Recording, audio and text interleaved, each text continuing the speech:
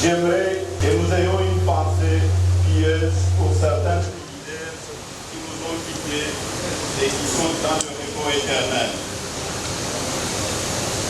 J'ai cité Monsieur le grand frère Charles Mwando Simba, Pierre Lumbi au Congo, Gabriel Tungwa Koumanza, le docteur Apalata, Gilbert Pondiab Chibal, Madame Espérance Ndwa, Omer Badiabale et bien d'autres que je n'ai pas cités.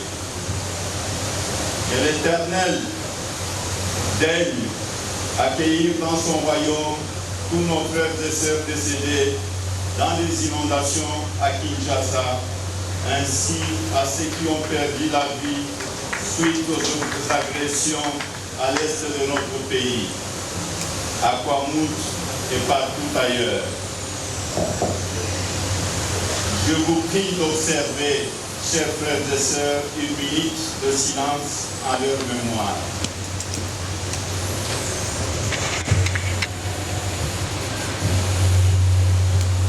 C'est pour moi aussi une occasion d'inviter le gouvernement de la République et de solliciter la communauté internationale de s'impliquer pour soulager tant soit fait leur misère.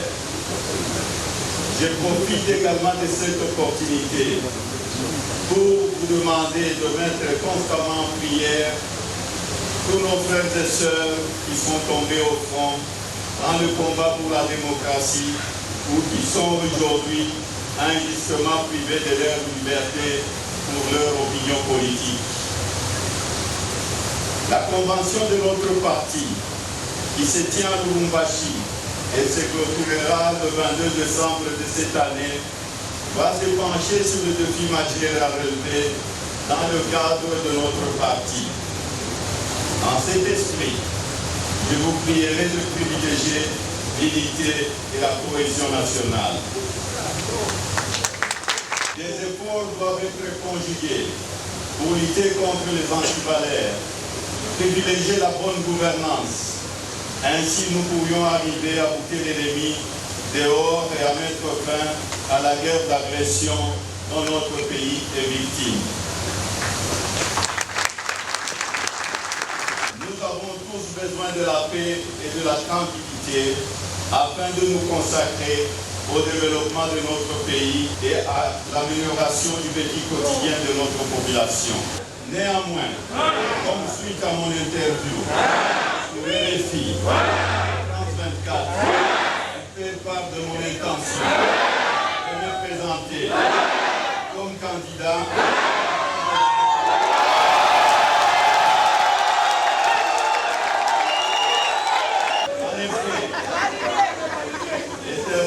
nous a donné un pays merveilleux. Oui, je vais faire bon vivre.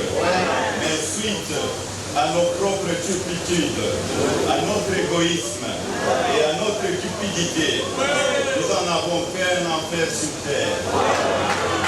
Aussi, voudrais-je avec votre contribution me présenter à la magistrature suprême pour réinstaurer la paix sur toute l'étendue du pays.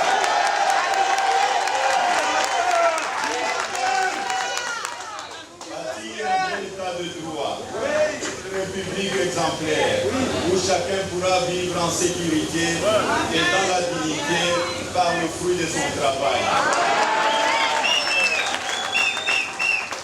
Avec votre appui, je peux apporter ce souffle qui manque à notre pays. Ma vision est la vôtre. Mon ambition est celle de rendre le Congolais fier de leur pays, d'offrir à la jeunesse de réelles perspectives d'avenir et à nos familles de conditions dignes. Je veux que la femme congolaise prenne toute sa part au développement du pays. Il y a droit. Sa présence constitue une richesse dont on ne peut pas s'effacer. Protéger notre environnement. Je veux faire de l'agriculture et de mine une source d'emploi et de développement.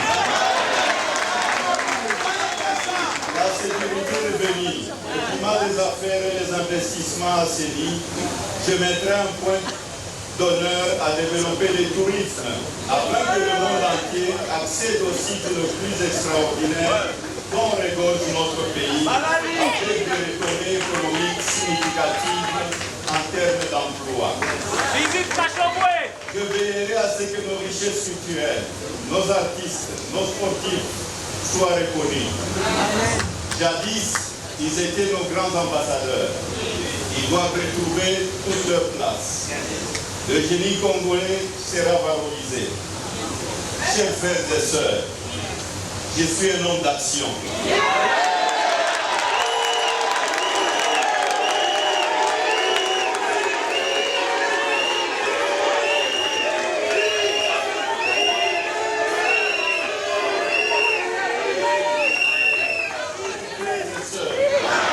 Je suis un homme d'action.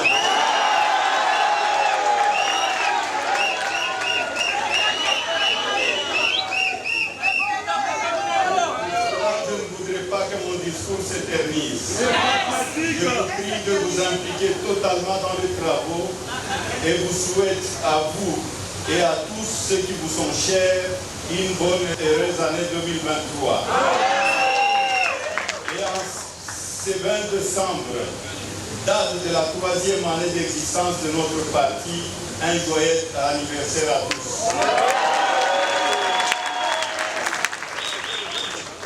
Sur ce, je déclare ouverte la convention de notre parti.